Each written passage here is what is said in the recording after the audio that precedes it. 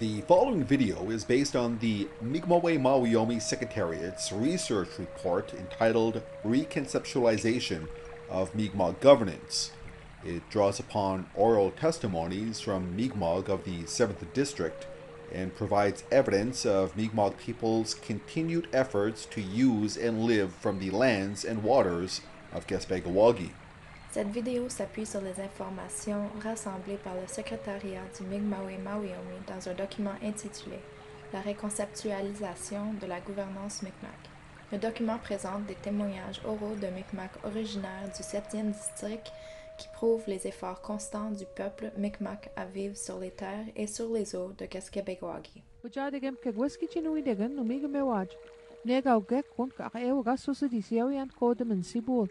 Na méic ní buachta huí is scarcísip go le Gespe'gewa'gi go luigh ag Mi'gmaq. Ulas Depuis la naissance de Mi'gmaq, nous avons toujours possédé et exercé notre autorité en se préoccupant des rivières, poissons, forêts, animaux, oiseaux. Ici, au Gespe'gewa'gi, le 7e district de Mi'gmaq, notre autorité provient de Créateur. L'affirmation tirée de l'enseignement Mi'gmaq établit que les Mi'gmaq ont toujours vécu, utilisé et occupé le territoire traditionnel de Mi'gmaq. Knowledge of the territory affirms our historical occupation. Furthermore, the language and oral traditions attest to a distinct Mi'gmaq way of governing within ancestral lands. Mi'gmaq elders teach that governance is a lived, continuous, and everyday way of life. The land, waters, air, forest, and sky have provided and continues to give all the basic necessities of life for the Mi'gmaq.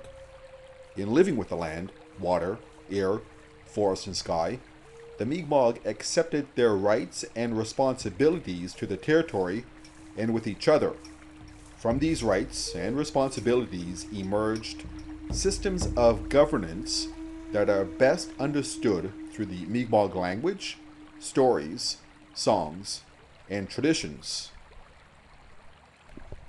Notre connaissance du territoire confirme notre occupation historique. De plus, notre langue et nos traditions orales confirment la manière distincte des Mi'gmaq de se gouverner dans le cadre du territoire ancestral. Les aînés Mi'gmaq enseignent que la gouvernance est vécue, est continuelle et qu'elle fait partie de la vie quotidienne. Les terres, les eaux, l'air, la forêt et le ciel ont fourni et continuent de fournir les éléments essentiels de la vie des Mi'gmaq.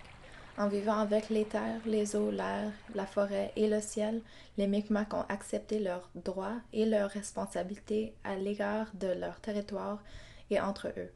À partir de ces droits et ses responsabilités, un système de gouvernance s'est développé qui est possible de mieux comprendre par l'entremise de la langue Mi'gmaq, les contes, les chansons et les traditions. Cependant, la possibilité de la nation Mi'gmaq de se gouverner selon les principes, ses valeurs et ses croyances a été brimée par la couronne qui continue de rejeter et de nier les connaissances, l'histoire et les aspirations politiques des peuples.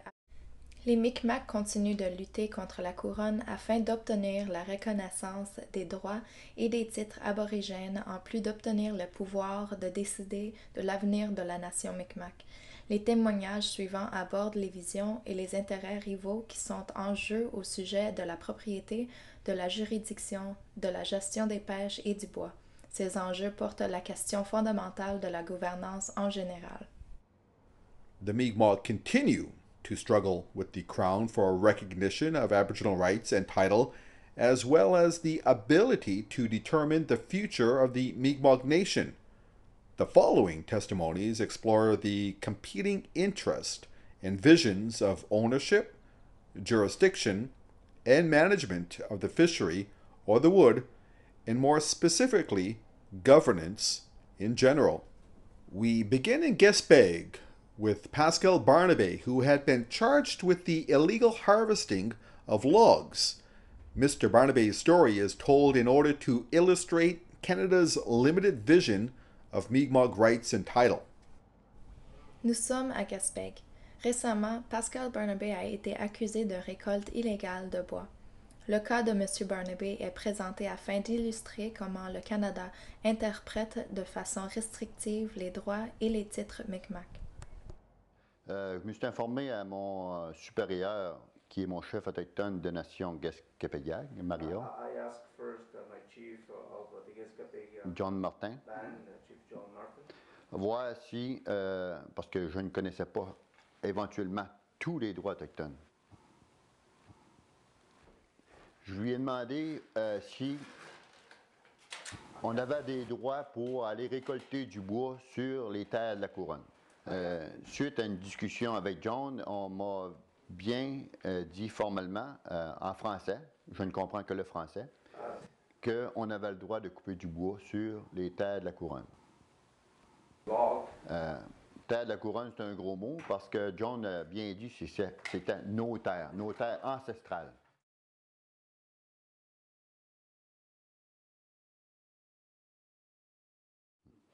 En 2002, j'ai travaillé pour le conseil de bande et puis c'est à ce moment-là que je me suis aperçu qu'on avait des droits.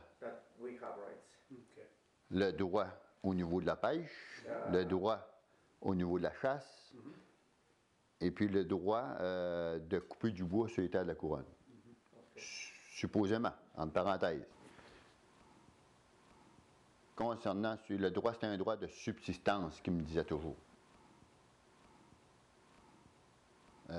Suite à ça, ces droits-là, de l'information que j'ai ignorée pendant 43 ans, je me suis plus impliqué, c'est quoi les droits à partir du moment de mon infraction.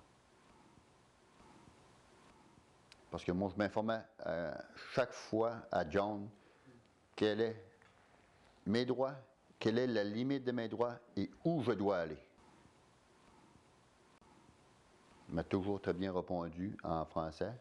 C'était quoi nos droits? Suite à une discussion pour aller couper du bois sur les terres de la couronne, John m'a dit qu'on avait le droit d'aller couper du bois sur les terres de la couronne. Qu'à l'heure actuelle, on est dominé par un peuple conquérant, puis qui a du non-respect dans tous nos droits. Si ma cause peut faire avancer un pas dans un dossier, je serai l'homme le plus heureux. Parce que mon cas, c'était juste une question de subsistance personnelle.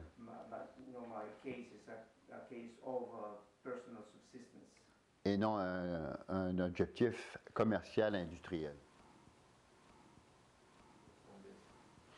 Parce qu'aujourd'hui, on veut se bâtir un camp de chasse, nos permissions. Moi, c'est pour ça que aujourd'hui, je me sens brimé là-dedans. Moi, j'ai été coupé 4 billots. 4 logs.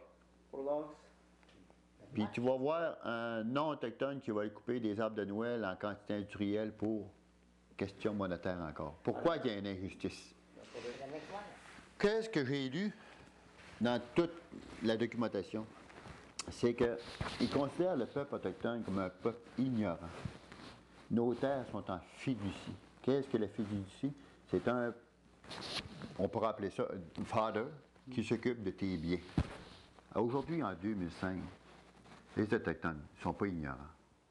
On avait une vision, moi je ne sais pas si j'ai eu la même vision que mes parents, mes grands-parents, mes ancêtres. Le respect commence toujours par la mère. La mère, quand on parle de mère, c'est comme ta mère, ma mère, la mère terre.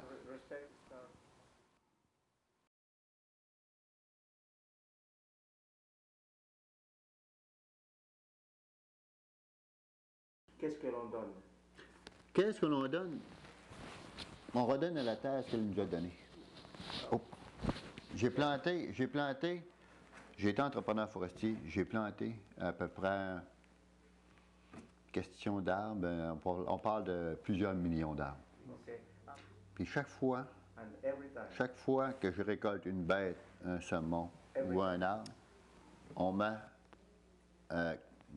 avec la communauté Gespe'gewa'gi, montrer comment dire merci à la terre, merci à la vie. C'est tout nouveau pour moi, cela. That's new for me. C'est que j'ai appris à respecter la vie, puis à redonner de quoi. Soit, je sais que John est beaucoup avec le tabac, question de petit tabac, là. C'est un cigare, une cigarette ou même un couteau que tu peux laisser. Ça, je l'ai fait.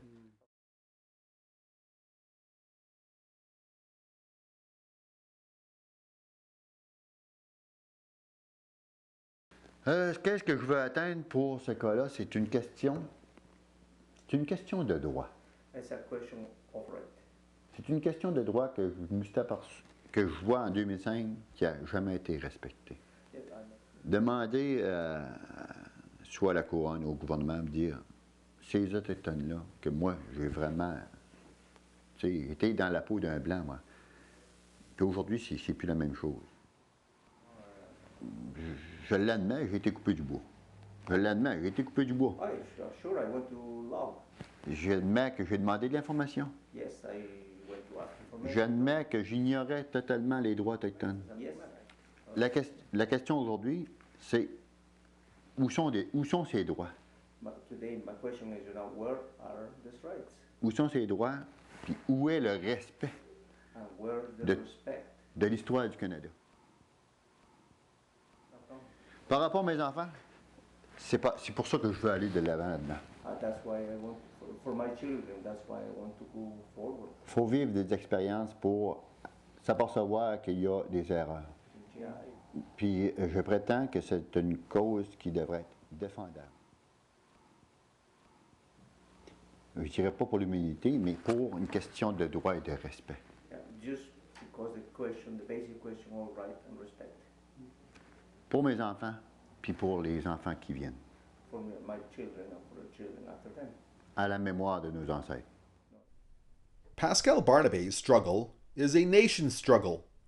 Many Aboriginal peoples across Canada are arguing that we can no longer sit and watch what is happening to our land. Over the years, the provincial and federal governments have opted through legislation to discount Mi'gmaq nationhood and the right to coexist as nations. In this way, it is possible to believe that Mi'gmaq sovereignty, Aboriginal rights and title, were likewise usurped with the signing of treaties.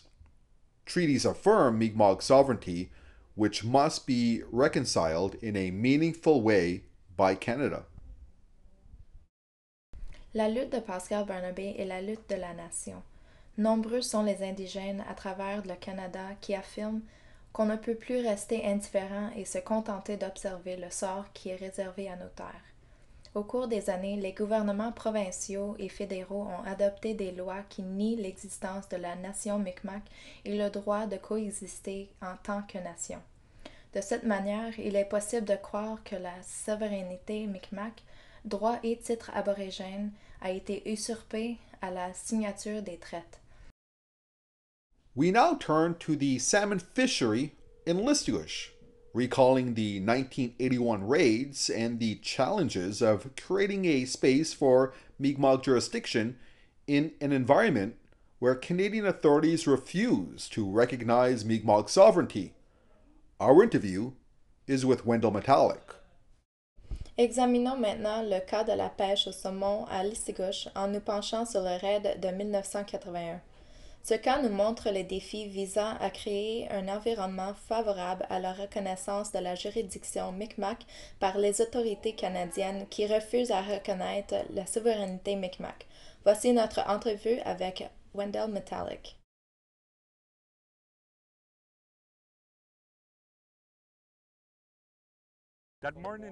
That morning of June 11th, Andrew, we were raided by the SQ. I believe it was around 5:15 in the morning, Because I was home with my dad, and there's calls that came into the house at that time that said we've been raided. So my father, as chief, took off right away, and of course I went with him. We started going down the reserve, and we just seen cars of policemen,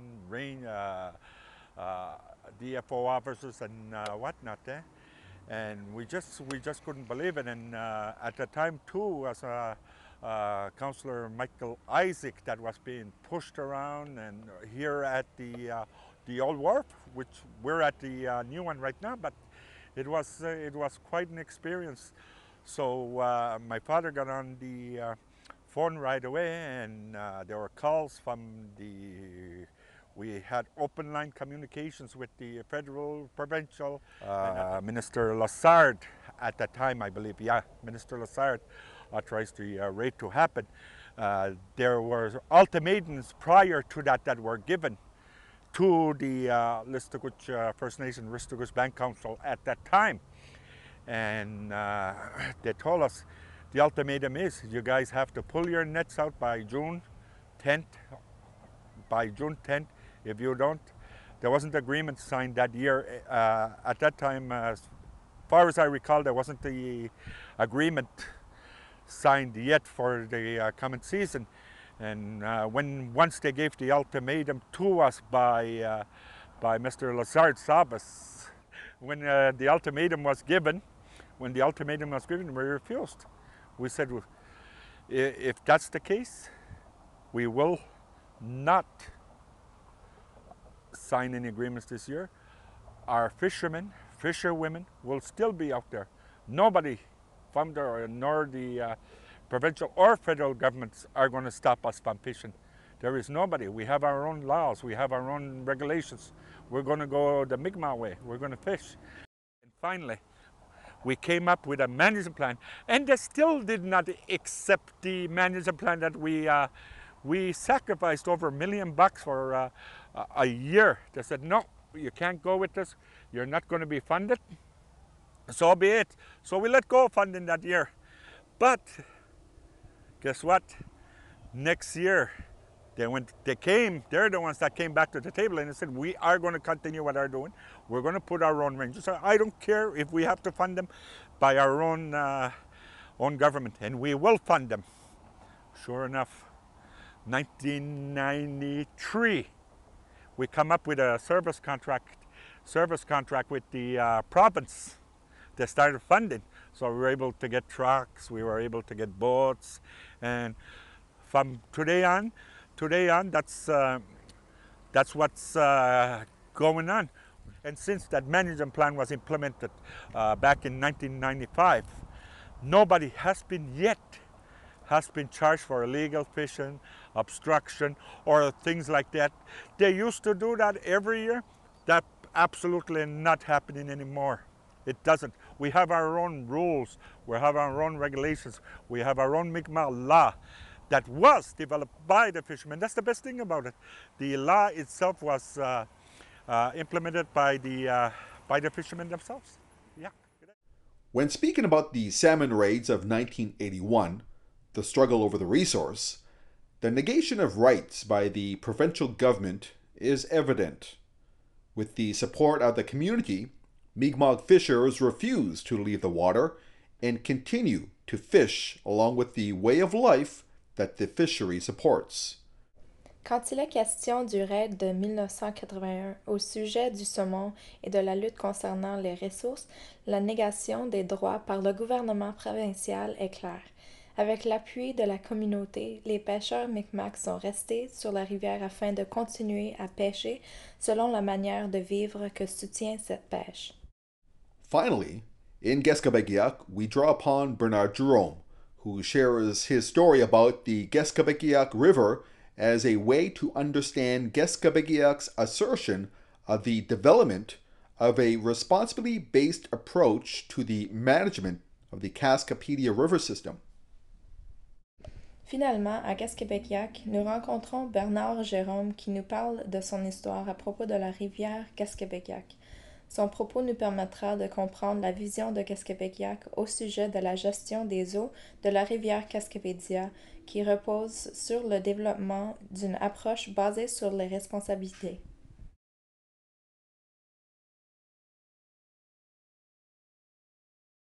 The Cascapedia was the lifeline for many of the Mi'gmaq people of the regions. We needed the natural resources to for materials such as birch bark for our canoes, and also the ashwood, wisco we call, for snowshoes, and hides were used for lacing our snowshoes. And after the settlement of the European people, there was it came to a point where there was a total disregard of our treaty rights. So, instead of being masters of our destiny, we had to rely on somebody else. But over the years, for about 118 years, the Grand Cascapedia River was leased out to private outfitting businesses that sold salmon fishing or angling to private individuals, private companies. The fishing part has been a very important part of our lives. Basically, it wasn't restricted to the Grand Cascapedia River, but our rights extend all the way, on the Mi'gmaq territory, and we fished the seaboard of the Gaspé and the Maritime Provinces, also the inlands of our area, and it has been a good provider for our people. Our subsistence relied heavily on fishing also. And when you have a right to fish, you also have the right or the obligation to maintain that right. And when you're environmentally conscious, you have to protect that species that you depend on. And basically what it is, we also have, although we have a right, we also have a management plan for the species that we have a right to. So this way we also have to make sure that these species are protected and harvested in a very manageable way. So this way the species will be the providers also of our future generations, my children, my grandchildren, and my descendants, basically. As a grandparent, I certainly would like to leave something behind for my grandchildren and their children to be, coming up. So it is a huge responsibility also in our part, and I think we are taking the proper steps in maintaining a good relationship with Mother Earth.